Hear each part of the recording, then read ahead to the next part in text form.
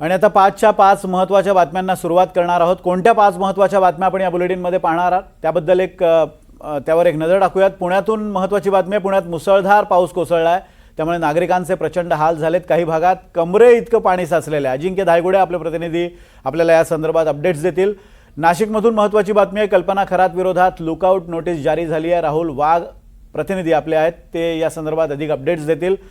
मुंबईतून महत्त्वाची बातमी, राष्ट्रवादीच्या घटना बदलावरून पक्षात नाराजी नाट्य रंगलंय। कोण नेमकं नाराज आहे? सागर कुलकर्णी आपले प्रतिनिधी या संदर्भात आपल्याला अधिक अपडेट्स देणार आहेत। तर माढा सोलापूरमध्ये जिथे शिवरायांचा पुतळा बेकायदेशीरपणे बसवल्यावरून तणाव निर्माण झालेला आहे, नेमका हा पुतळा कोणी बसवला आणि आता तिथली काय स्थिती आहे या संदर्भात आपण संकेत कुलकर्णींकडून जाणून घेणार आहोत। आणि मुंबईतून एक महत्त्वाची बातमी ती म्हणजे अमेरिकेची पुन्हा चांद्र मोहीम। 50 वर्षांनंतर काहीतरी मोठं घडतंय। तन्मय टिल्लू आपले प्रतिनिधी आपल्याला या संदर्भात अधिक अपडेट्स देणार आहेत। आपण सुरुवात करूयात पुण्याच्या बातम्यांना। पुणे शहराला पावसानं अक्षरशः झोडपून काढलंय। पुणे शहर आणि जिल्ह्याला अवकाळी पावसाचा ऑरेंज अलर्ट देण्यात आलाय, त्यामुळे हवामान विभागाकडून नागरिकांना सतर्कतेचा इशारा देण्यात आलाय।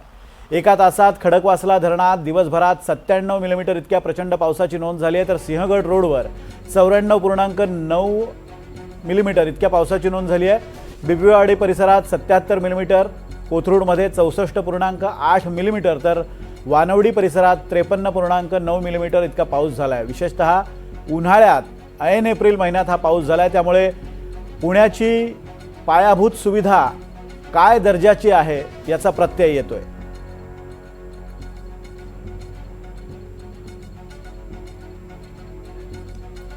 अजिंक्य धायगुडे आपल्यासोबत याविषयी बोलण्यासाठी आहे। अजिंक्य, एका दिवसाच्या पावसात तेही उन्हाळ्यात पुण्याची ही अवस्था झाली आहे, काय म्हणणं आहे महापौरांचं? नवनियुक्त महापौर विरोधी पक्षनेते काय म्हणतायत?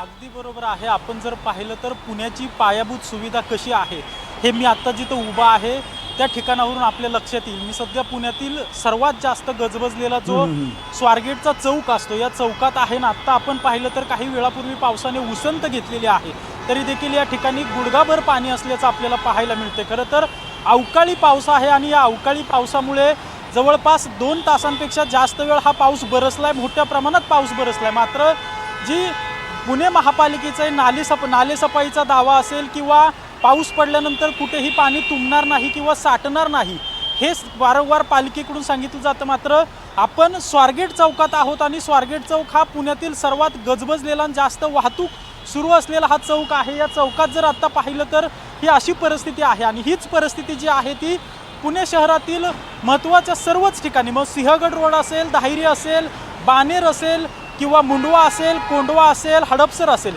या सगळ्या भागात अशाच प्रकारचं पाणी साचल्याचे सध्या व्हिडिओ समोर येत आहेत। आणि त्यामुळे नक्की पुणेकरांची काळजी घेणार कोण असा देखील प्रश्न पडलेला आहे। खरं तर एका बाजूला पाऊस पडलेला आहे, अशा वाहनं जी आहेत ती बंद पडत आहेत, कारण की मोठ्या प्रमाणावर पाऊस पडल्यामुळे भरपूर वाहनं जी आहेत ती बंद पडलेली आहेत। तर दुसऱ्या बाजूला आपण पाहिलं तर जी सिग्नल यंत्रणा आहे ती देखील आता बंद पडलेली आहे। सिग्नल यंत्रणा बंद पडल्यामुळे सर्व बाजूची वाहनं जी आहेत ती एकमेकाला आडवी येताना आपल्याला पाहायला मिळत आहेत, त्यामुळं वाहतूक खोळंबीत झालेली आहे।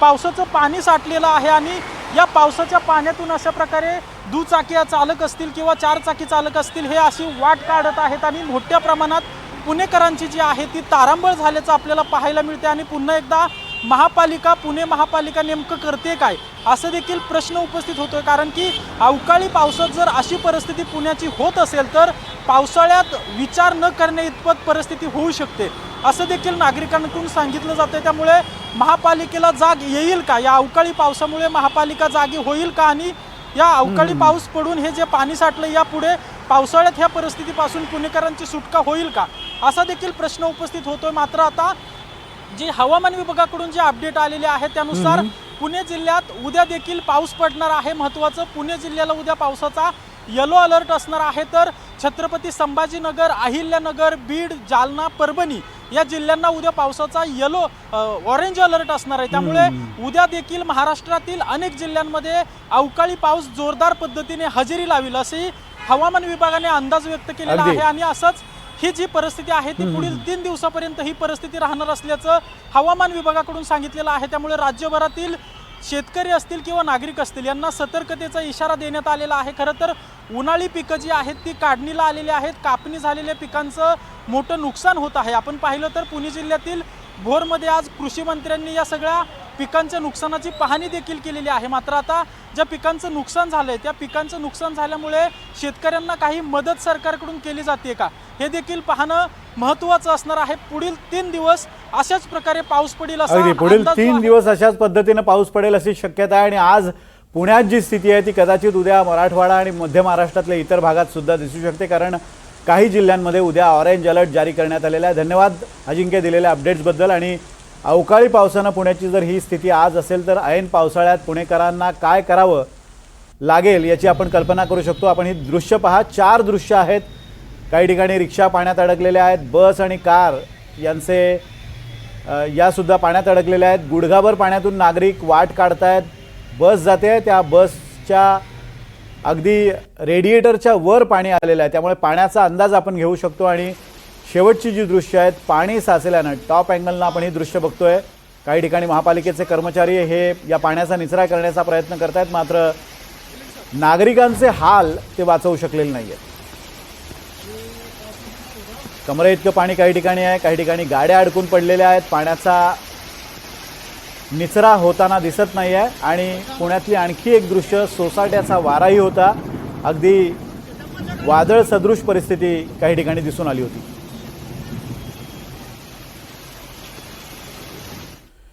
आणि आता बातमी आहे अशोक खरात संदर्भात। अशोक खरातवर एका मागोमाग एक गुन्हे दाखल होत आहेत। विशेष म्हणजे अशोक खरात हा अवैध सावकारीचाही धंदा करायचा, त्यामध्ये त्याची पत्नी सुद्धा त्याची भागीदार असल्यानं पत्नी कल्पना खरात विरोधात गुन्हा दाखल करण्यात आलाय। मात्र गुन्हा दाखल होताच कल्पना खरातनं धूम ठोकली आहे, त्यामुळे शिर्डी पोलिसांनी अशोक खरातची फरार पत्नी कल्पना खरात हिच्या विरोधात लुकआउट नोटीस जारी केली आहे। त्यामुळे कल्पना खरात आता परदेशात पळून जाण्याचा मार्ग बंद झालाय।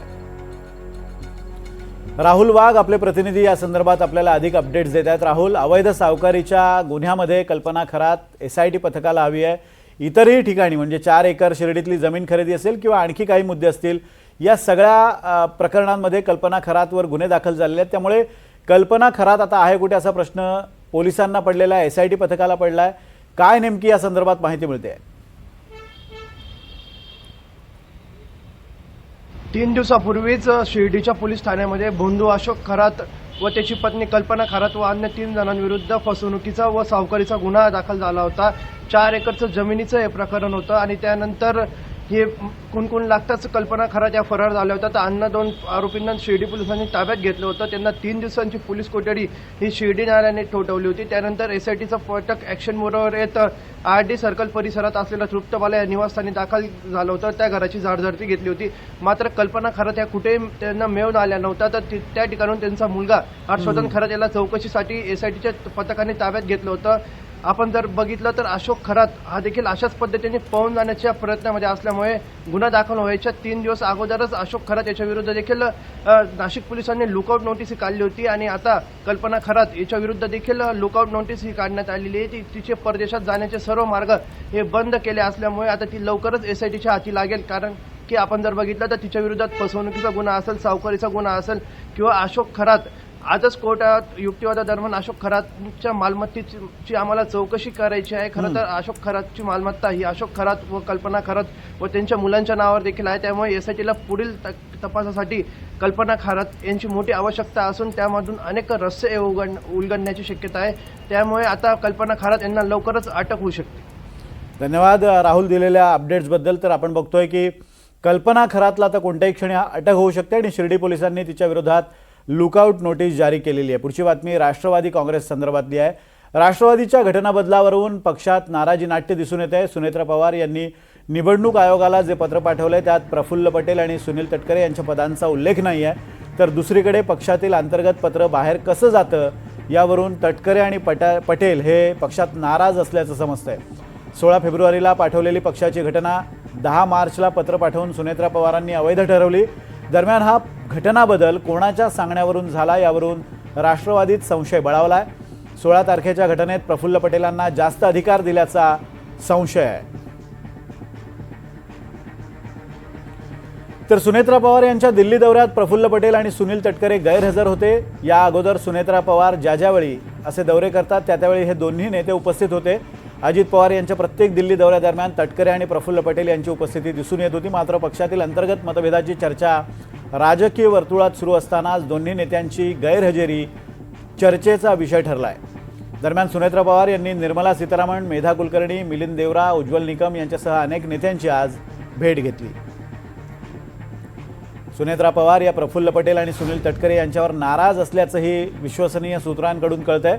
तटकरे आणि पटेल सोबत नाहीत का असा सवाल जेव्हा सुनेत्रा पवार यांना पत्रकारांनी विचारला तेव्हा ते दोघे कुठे असतात आणि कधी येतात हे तुम्हालाच माझ्यापेक्षा अधिक माहिती असेल असं सांगून सुनेत्रा पवार यांनी अप्रत्यक्षपणे आपल्या नाराजीला मोकळी वाट करून दिली आहे।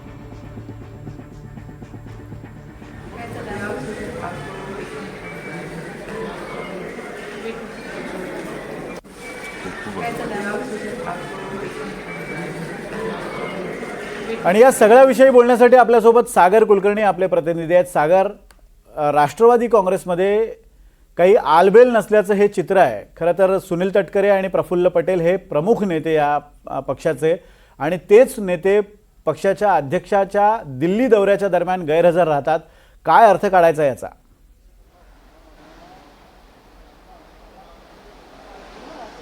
मुळात राष्ट्रवादी काँग्रेसमध्ये गेल्या काही दिवसांमधल्या जर घटनाक्रम पाहिल्या तर सर्व काही आलबेल नाही असं स्पष्ट दिसून येतं। एका बाजूला ज्यावेळेस अजित पवारांचं निधन झालं त्यानंतर सुनेत्रा पवारांची निवड होण्यापूर्वी कार्याध्यक्ष असणारे प्रफुल्ल पटेल यांनी निवडणूक आयोगाकडे पत्र पाठवलं आणि त्यामध्ये जे काही पत्रव्यवहार केले आहेत त्याच्या संदर्भात सुनेत्रा पवारांनी स्वतः निवडीनंतरनं सर्व आधीचे पत्रव्यवहार ग्राह्य धरून अशा स्वरूपाचं म्हटलेलं आहे। या सगळ्या पत्रव्यवहारांमध्ये सर्वाधिक चर्चा आहे ती प्रफुल्ल पटेल यांनी राष्ट्रीय अध्यक्षांबरोबर कार्याध्यक्षांना तितकेच अधिकार राहतील अशा स्वरूपाचं पत्र लिहिलं आहे। आणि दुसरीकडे याच नेमक्या पत्रावरनं सुनेत्रा पवारांची नाराजी दिसून आली। अर्थात सुनेत्रा पवारांनी परत जी काही राष्ट्रीय कार्यकारिणी पाठवली त्याच्यामध्ये प्रफुल्ल पटेल असतील, सुनील तटकरे असतील अशा सगळ्या ज्येष्ठ नेत्यांना नावांचा उल्लेख पण पदांचा उल्लेख केला गेला नाही। यामुळेच कुठे ना कुठेतरी नाराजीचा सूर एकमेकांच्या विरोधात आहे का असा सूर उमटू लागलाय। पण सगळ्यात महत्त्वाची गोष्ट म्हणजे हे अंतर्गत पत्रव्यवहार जे निवडणूक आयोगाशी केले जात आहेत ते बाहेर समाज माध्यमांमध्ये कसे येत आहेत, ते कोण पुरवत आहे असं एकमेकांकडे संशयाचं पाहणं जे आहे ते सगळ्यात जास्त धोकादायक आहे असं म्हटलं जातं। ज्या विश्वासार्थांनी प्रफुल्ल पटेल आणि तटकरेंनी सुनेत्रा पवारांना नियुक्त केलेली आहे आणि गेले काही दिवस हे तिन्ही सगळे नेते जे आहेत एकत्रित सगळीकडे जात होते, आज जे काही घडामोडी घडताना दिसत आहेत अशा वेळेस त्यांच्या प्रतिक्रिया असतील किंवा त्यांची ध्येयबोली आहे ती मात्र वेगळी दिसते। यावरून जवळपास दिसून येतं की हे सर्व काही आलबेल नाही। या पक्षामध्ये ज्या पद्धतीने शरद पवार राष्ट्रवादी काँग्रेसकडनं नवनवीन आरोप केले जात आहेत, समाज माध्यमांमध्ये अजित पवारांच्या राष्ट्रवादीला टीका केली जाते, बदनामी केली जाते, अशा परिस्थितीत पार्टी म्हणून एकत्रित राहण्याच्या ऐवजी या नेत्यांची जी वागणं आहे ते एकमेकांच्याच विरोधात आहे असं दिसून येतं। आणि यामुळे सगळ्यात जास्त चर्चा सुरू झालेली आहे की अस्वस्थता इतकी का आहे, एकमेकांच्या विरोधात संशयाचं वातावरण का आहे आणि मग या पक्षाचं पुढे काय होणार। विनोद सागर, अजून एक महत्त्वाचा प्रश्न आहे। ज्यावेळेला आपण पार्थ पवारांना याविषयी विचारणा केली, म्हणजे तू स्वतः पार्थ पवारांशी बोललास, त्यावेळेला पार्थ पवारांचं नेमकं काय म्हणणं होतं या सगळ्या नाराजीविषयी? वास्तविकतेत पार्थ पवारांचं म्हणणं कालच्या पत्रावरून होतं की ज्या पत्रामध्ये स्पष्ट प्रफुल्ल पटेलांचा असेल किंवा सुनील तटकरे असेल यांची पदांचा उल्लेख केला गेला नव्हता। अर्थात यावरून नाराजीचा सूर ओपन फोरमवर भलेही तटकरे किंवा प्रफुल्ल पटेल यांनी आता बोलून दाखवला नसला तरी सुनेत्रा पवारांबरोबर नेहमी याआधी ज्या वेळेस सुनेत्रा पवार दिल्लीत आलेले आहेत त्यांच्या समवेत राहणारे हे दोन्ही नेते, प्रफुल्ल पटेल तर दिल्लीत असूनही त्यांच्या समवेत राहिले नाहीत, तटकरे आज मुंबईतच राहिले। प्रसारमाध्यमांनी वारंवार त्यांच्याशी विचारणा केली तरी देखील ते बोलायला तयार नाही आहेत। प्रफुल्ल पटेल आणि तटकरेंच्या पदांच्या बाबतीत मात्र पार्थ पवारांचा खुलासा होता की त्यांच्याकडनं कोणतेही पदं जे आहेत आधीची ते काढलेली नाही आहेत आणि जे काही प्रसारमाध्यमांमध्ये काही बातम्या ज्या चालवल्या आहेत त्या सत्यता नाही आहे। पण इतकं होत नाहीये. प्रफुल्ल पटेल आणि तटकरेंच्या बाबतीतली बातमीला जवळपास 12 ते 16 तास होऊन गेला आणि त्यानंतरनं पार्थ पवारांचं इतकं उशिरा ट्विट येणं हे सुद्धा बोलकं आहे. कारण की कुठे ना कुठेतरी या पक्षामध्ये या नेत्यांमध्ये अतिमहत्वाकांक्षा कुठेतरी अडचणीत येते आणि त्यामुळेच एकमेकांच्या विरोधात ह्या कुरघोड्या सुरू आहेत का, अशी एक चर्चा आता जोरदार रंगू लागलेली आहे. अगदी म्हणजे दोन्ही नेते जरी आता त्या पदांवर असले तरी सुद्धा काहीतरी शिस्त आणि काहीतरी नाराजीची लाट आहे. मात्र या नाराजीच्या लाटेला आता कशी वाट मिळते ते पाहणं महत्त्वाचं असेल. धन्यवाद सागर दिलेल्या अपडेट्सबद्दल. आणि आता माढ्यातनं एक महत्त्वाची बातमी आहे, ती म्हणजे माढा तालुक्यातील अंजनगाव खेलोबा इथं महापुरुषांच्या पुतळ्यावरून 2 समाजात मोठं तेढ निर्माण झाली होती. याबाबत दोन्ही समाज एकमेकांसमोर एकमेकांसमोर आले आणि दगडफेकीची घटना घडली आणि यानंतर पोलिसांनी लाठीचार्ज करत हा तणाव निवळवला होता. सध्या अंजनगाव इथला तणाव निवळला असून पोलिसांचा मोठा बंदोबस्त तैनात आहे. दरम्यान अंजनगाव खेलोबा इथं महापुरुषांचा पुतळा उभारलेली जागा विशिष्ट समाजाच्या खेलोबा देवस्थानाची आहे असा दावा आहे. तर पुतळा उभारलेली जागा शासनाची असल्याचा दावा मराठा समाजाच्या वतीनं करण्यात आला. याबद्दल पोलीस अधीक्षक अतुल कुलकर्णी यांनी बैठक घेतली. त्यानंतर संबंधित जागेची मोजणी करून पुतळ्याबाबत अंतिम निर्णय घेतला जाईल असं दोन्हीकडच्या सामोपचारानं ठरवण्यात आलंय. संकेत कुलकर्णी आपले प्रतिनिधी या संदर्भात आपल्याला अधिक अपडेट्स देत आहेत. संकेत, सकाळपासून तू त्या परिसरात आहेत. आता हा तणाव जरी निवळला असला तरी दोन्ही बाजूच्या बाजू जर बघितल्या किंवा आक्रमकता बघितली तर हा तणाव पुरेसा निवळला असं म्हणता येणार नाही. आता असं कळतं की सामोपचारानं दोन्हीकडच्या बाजूमध्ये एकमत झालेलं आहे की आता शास्त्रोक्त पद्धतीने ही जागा मोजली जाईल आणि खरंच ही जागा ट्रस्टच्या अंतर्गत येते का हे सुद्धा तपासलं जाणार आहे. काय नेमकं ठरलंय? खरं तर आज सकाळपासून चर्चांचं सत्र होतं. पोलीस अधीक्षक अतुल कुलकर्णी असतील, आमदार अभिजित पाटील असतील यांनी थेट दोन्ही समाजाशी, धनगर समाज असेल, मराठा समाज, या दोन्ही समाजांशी चर्चा केली आणि या चर्चेनंतर असं ठरवण्यात आलं होतं, जसं हे काल रात्रीपासून ठरलं की जागेची मोजणी करायची. त्या दृष्टीने जिल्हाधिकाऱ्यांनी सुद्धा, प्रांताधिकारी असतील, तहसीलदार असतील यांना कागदपत्रांची पूर्तता करून मोजणीची प्रक्रिया सुरू करण्यास सांगितलं. मात्र या सगळ्यामध्ये आता लक्ष्मण हाके जे आहेत ओबीसी नेते, ते या अंजनगाव खेलोबामध्ये येऊन दाखल झाले. ते सध्या येथील सर्व परिस्थितीचा आढावा घेतात. त्यामुळे आता पुन्हा एकदा बैठक ही आहे ती अंजनगाव खेलोबामध्ये होऊ शकते आणि या बैठकीमध्ये अंतिम निर्णय होऊन या अंजनगाव खेलोबामधील जे काही प्रकरण होतं त्या प्रकरणाला पूर्णविराम मिळतो का, की हे प्रकरण अजून चर्चेतनं पुढे येतं, हे पाहणं महत्वाचं ठरणार आहे. विनोद सर, अगदी अजूनही तिथे सामोपचार जरी घडून आणला असला तरी सुद्धा या दोन्हीमधली तेढ, या दोन्ही समाजातली तेढ कमी होणार काय पाहणं महत्त्वाचं असेल. धन्यवाद संकेत दिलेल्या अपडेट्सबद्दल.